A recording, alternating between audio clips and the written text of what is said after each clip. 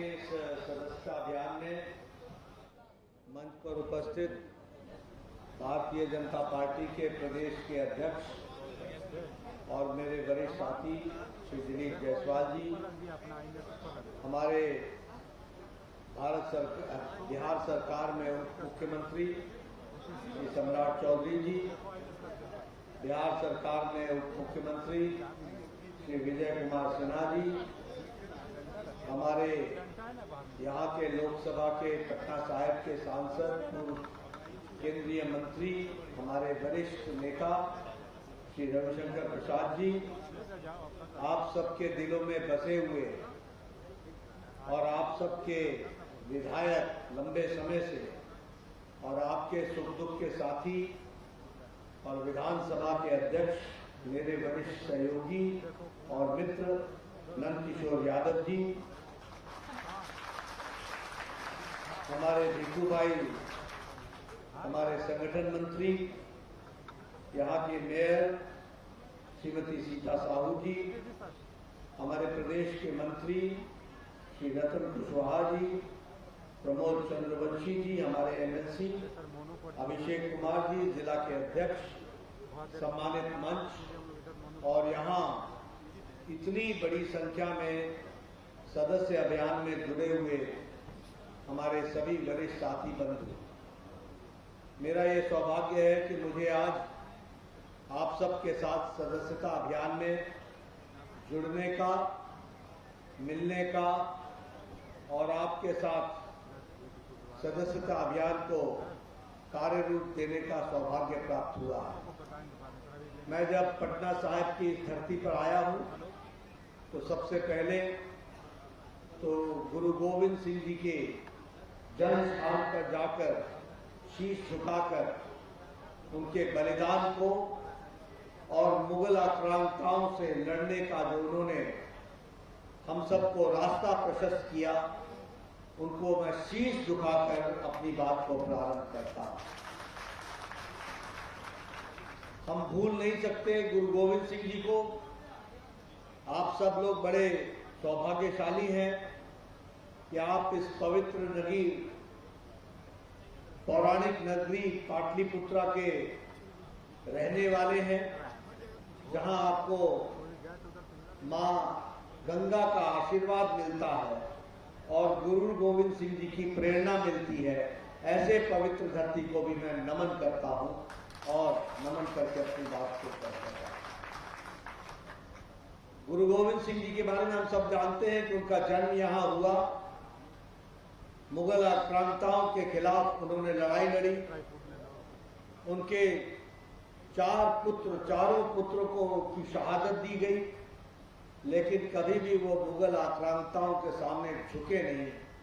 ऐसी वीर भूमि को भी मैं नमन करता हूं। आज हम सब लोग सदस्यता अभियान की दृष्टि से यहां जुड़े हैं। 2 सितंबर को प्रधानमंत्री के कमलों द्वारा, प्रधानमंत्री श्री नरेंद्र मोदी जी के द्वारा दिल्ली में हमारी सदस्यता अभियान शुरू हुई।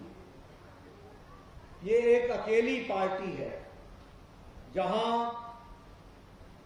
देश का प्रधान सेवक, देश का प्रधानमंत्री और देश के प्रधानमंत्री के साथ साथ चाहे राष्ट्रीय अध्यक्ष हो, चाहे प्रदेश का अध्यक्ष हो, चाहे वो जिले का अध्यक्ष हो, चाहे वो मंडल का अध्यक्ष हो, चाहे वो बूथ का अध्यक्ष हो, सबको अपनी सदस्यता हर 6 साल पर फिर से नवीनीकरण करानी पड़ती है और फिर से उनको जुड़ना पड़ता है। ये किसी पार्टी में नहीं है, ये किसी पार्टी में संभव भी नहीं है। बाकी सारी पार्टियां या तो जाति की पार्टी है, या तो किसी इलाके की पार्टी है, या परिवार की पार्टी है, या कोई विशेष समुदाय की पार्टी है। लेकिन भारतीय जनता पार्टी अकेली पार्टी है जो सबकी पार्टी है और सारे समाज की पार्टी है, तो अकेली भारतीय जनता पार्टी।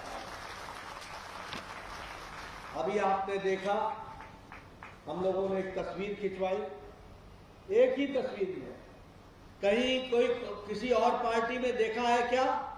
जरा जोर से बोलो, देखा है क्या कि राष्ट्रीय अध्यक्ष, प्रदेश अध्यक्ष, जिला का अध्यक्ष, मंडल का अध्यक्ष और बूथ का अध्यक्ष एक साथ खड़े होकर के वह अपनी सदस्यता ग्रहण करता हो? ये संभव है तो भारतीय जनता पार्टी में। हम 18 करोड़ की पार्टी हैं और इस बार का हमारा लक्ष्य वोट के नवीनीकरण का लगभग 10 करोड़ का है। 1.25 करोड़ से हम ज्यादा हमारा सदस्यता हो चुकी है। हम इसको आगे बढ़ा रहे हैं और इसको आगे बढ़ाने में आप सब लोगों का पूरा योगदान रहेगा, इस बात का हमको पूरा विश्वास है।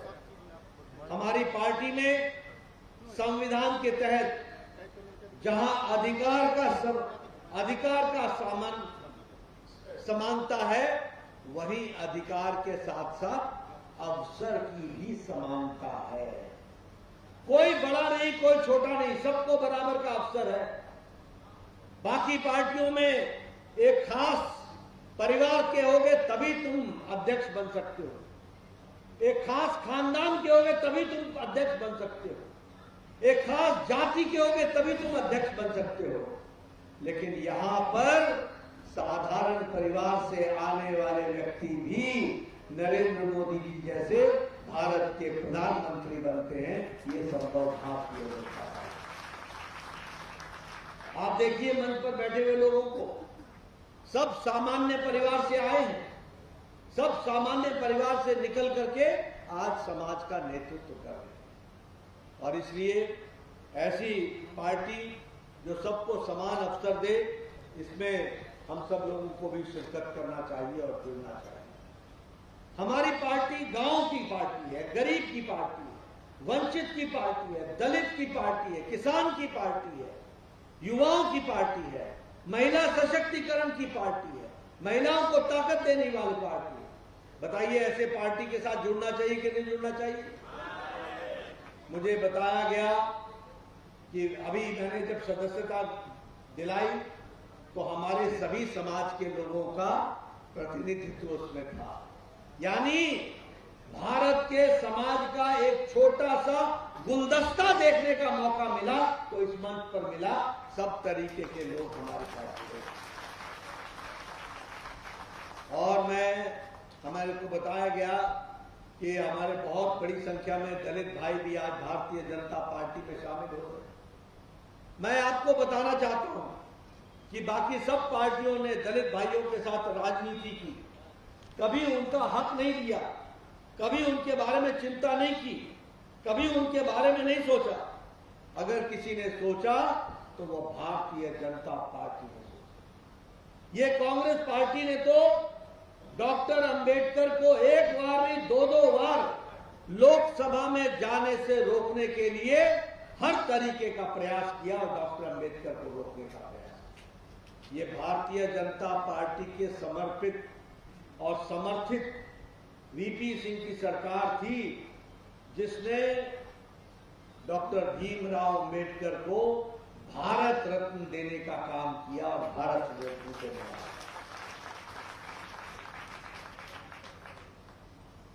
अगर प्रधानमंत्री मोदी जी ने संविधान दिवस मनाने की बात कही 26 नवंबर, वो डॉक्टर भीमराव अंबेडकर को समर्पित करके 26 नवंबर को संविधान दिवस मनाने का प्रयास किया। 2014 के पहले संविधान दिवस नहीं मनाया जाता था।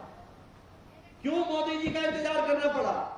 इसलिए कि आपके दलितों के प्रति कोई आस्था नहीं थी। आप दलितों की राजनीति करते थे, वोट बैंक की राजनीति करते थे, पर उनकी चिंता नहीं करते थे। उनकी चिंता अगर किसी ने की तो भारत के यशस्वी प्रधानमंत्री नरेंद्र मोदी जी ने की। यहां को ध्यान रखना। और इसीलिए डॉक्टर अंबेडकर जी के लिए मऊ को जो उनकी जन्मभूमि थी वहां एक बड़ा मेमोरियल बनाया गया। उसी तरीके से लंदन में जाकर के जहां वो पढ़े थे उस भूमि को खरीद करके भारत सरकार ने वहां उसको शिक्षा भूमि बनाई और उसी तरीके से नागपुर को दीक्षा भूमि बनाई और दिल्ली में महापरिनिर्वाण भूमि बनाकर डॉक्टर अंबेडकर को पूरा स्थान देने का काम किया और मुंबई में चैतन्य भूमि बनाकर डॉक्टर अंबेडकर को इज्जत देने का काम किया। तो भारत के यशस्वी प्रधानमंत्री नरेंद्र मोदी, आज हमारी बीजेपी थी, अटल जी की सरकार थी, जब पहला दलित अध्यक्ष लोकसभा का बनाया गया बाल योगी जी को, वह भी हमारे समय में हुआ। आज 71 मंत्रियों में मोदी जी के 10 मंत्री हमारे दलित भाई हैं, 27 मंत्री हमारे पिछड़ा वर्ग से हैं और 5 मंत्री हमारे आदिवासी भाई हैं।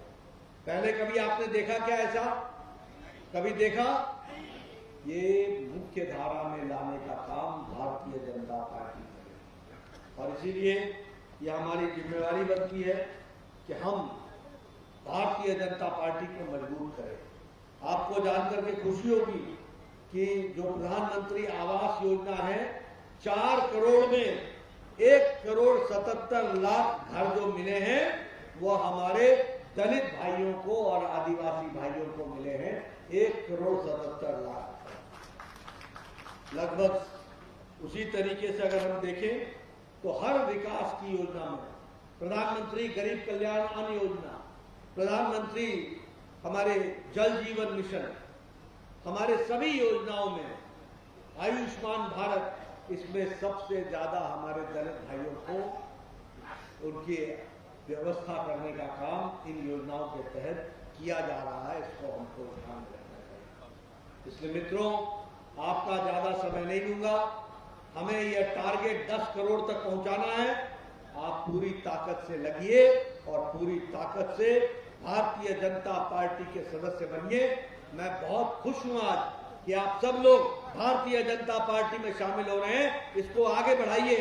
कोई भी इस इलाके का, कोई भी इस बस्ती का व्यक्ति ना छूट जाए जो भारतीय जनता पार्टी का सदस्य बनने से वंचित रह जाए। ये हमको प्रण लेना है। बोलिए, करेंगे ना? घर घर जाएंगे ना और सदस्य बनाएंगे ना? कमल खिलाएंगे ना और बिहार को आगे ले जाएंगे ना? ये आप सामने देखते हैं ना, पुल बन रहा है, ये बना है।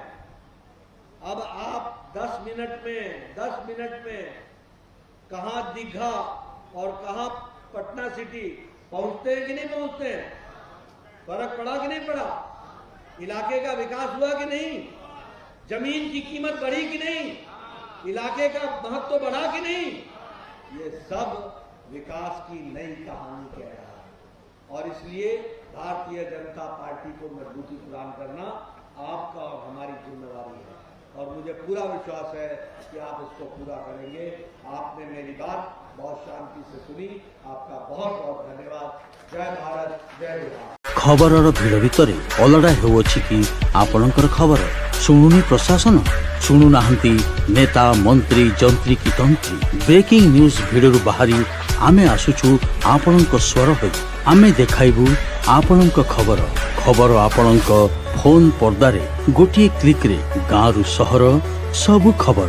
आज ही दैनिक आशा ऐप को डाउनलोड करी सब्सक्राइब, लाइक एवं शेयर करंतु।